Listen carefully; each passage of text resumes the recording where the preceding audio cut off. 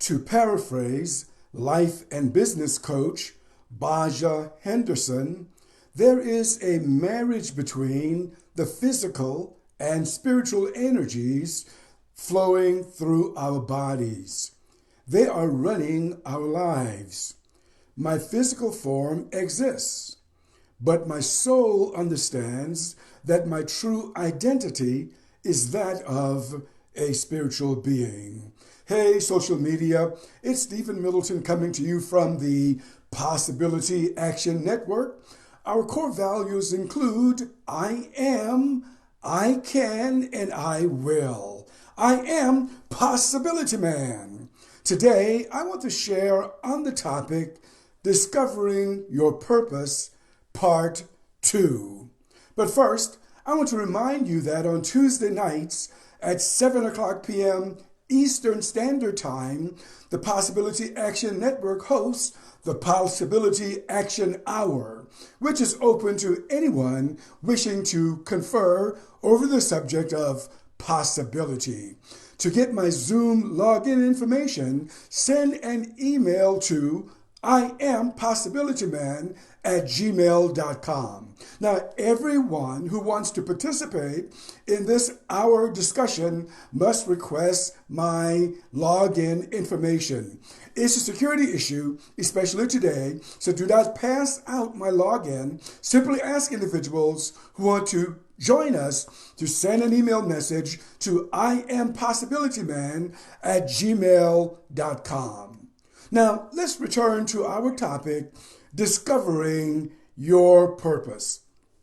Writers today make it quite clear that virtually everyone is seeking to understand the purpose or their purpose for their existence. It doesn't matter, once again, if you're a high school graduate, a trade school graduate, a college graduate, or is someone engaged in some profession. Everyone wants to know about their purpose. Millennials who are in their 20s and 30s, writers say, almost 90% of them are explaining that they want a job or career that gives them purpose in their lives. Some of them say that they would take a pay cut to be engaged in work that gives them purpose. So therefore, purpose is everything in our world today. People are looking to understand, what is my purpose? Well then, there are professionals who can help us identify our purpose. Some of these professionals tell us, well, to discover your purpose, one thing you can do is create a vision board. Now, a vision board is simply literally a board. It can be something that you purchase in a store or something that you make from a cardboard box. Maybe a cardboard box of 20 by 20 is all that you would need. And then the second step is to review magazines that are of interest to you, clip some pictures of the things that you want, and put those pictures on your vision board and review your vision board daily. Other writers and speakers suggest that you create a box, that you get a box. Simply a box, a shoebox, and that you clip what you want from newspapers and magazines, and that you drop those things into those boxes, review them later, often, and sooner or later, many of the things in your box or on your board may materialize in your life. Number 2, writers also suggest that you follow your passion. Yes, that you do the kinds of things that you love. And sooner or later, as you follow your passion or follow your bliss, what you are supposed to do will become apparent to you. A third suggestion is that you talk with a life coach, which would make sense. A life coach with experience can ask you the right questions, and sooner or later you may discover the thing that you feel that you want to do in your life or in your career. All of these are brilliant ideas about discovering your life's purpose. I want to go beyond these ideas today with you. Now, for me, if you want to discover your purpose, here is the starting point that I would suggest. Begin with understanding that there is an intelligence in the world. That this is point of fact. That we're not wishing for it, we're not hoping for it, we're simply understanding that intelligence exists. Now, as I talk about this now, I don't want to cause, conflicts between various faith groups. So I'm not going to use the name of your favorite religion or anything like that. Also, as I explore this with you, I want to make this disclaimer. I am not claiming to be a minister of any sort. I am not claiming to have a background in theology or anything like that. I'm simply sharing what's in my heart today. So I want to start with a neutral name. And for me, I'm using the name the Sovereign. Yes, the Sovereign. Now, why am I picking the Sovereign? I'm using the Sovereign because as I see sovereignty, it is the court of last resort. There's no appeal once you get to the Sovereign. The Sovereign is it. The Sovereign is all that is. Now, as I scan my understanding of history, virtually every community groups of individuals have looked at this notion of higher intelligence as they try to do anything. Take, for example, the American Revolutionary Era. If you were to look at the American Revolutionary Era, you'll discover that there were many writers who talked about natural law or the law of nature or higher law. What they were doing was to point to something that's higher. They were pointing to existence. They were pointing to a higher intelligence. When the writers of the Declaration of Independence, penned their document, they talked about nature's God. They talked about the law of nature. They understood that they live in an intelligent universe, and this intelligence is all around us. Here's an example from sports. Occasionally, I watch the NBA, the National Basketball Association's game during the playoffs. I find the playoffs to be exciting. And back in the day, when Michael Jordan was playing, there was one night during a seven-game series that Jordan was ill. He had the flu or pneumonia or something like that.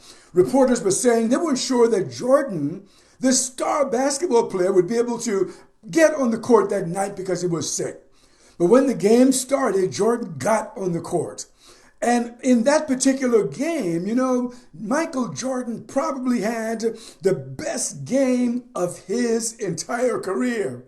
He began to just throw up the ball. And whenever he threw up the ball would just go into the net. He would throw up the ball from another position in the court and the ball would fall into the net. Or he would throw up the ball from another position in the court and the ball would just fall into the net.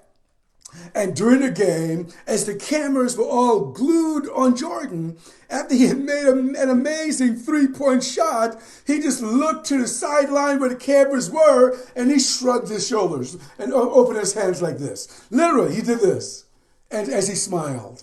What he was saying was he did not know what was happening. But he knew what was happening. He was in sync with higher intelligence. And when you are in sync with higher intelligence, it's really impossible to miss.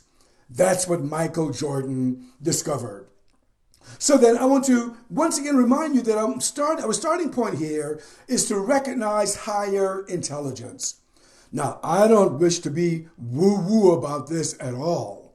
I want to use common sense. Would you join me in that? Let's use our common sense for a moment. Now, higher intelligence, the sovereign, as I'm referring to it, exists. I mean, just take a look at yourself in the mirror or get a photograph of yourself and look at it. You got two eyes and the peripheral vision is just perfect. You got a nose and two nostrils. You got two ears. You got one mouth. You got hands with fingers. Isn't that an amazing design? What else could the sovereign do as human beings began to evolve on this planet? Well, we could have had one eye in the center of our forehead. We could have had one ear. We could have had a nose with the nostrils on top of the bridge, and we could have had two mouths. There are all kinds of different configurations, but in the intelligent mind of the sovereign, this In this design is the most common one that's on the planet. So I want to use that common sense approach to the intelligence to say, remind myself that the intelligence is here.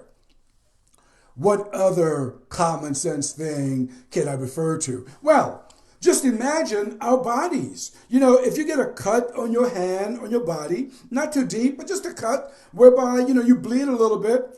Once you clean up that wound, what happens? Of course, this is common sense now. We know that over a period of time, relatively a short period of time, that wound will close and that wound would begin to heal.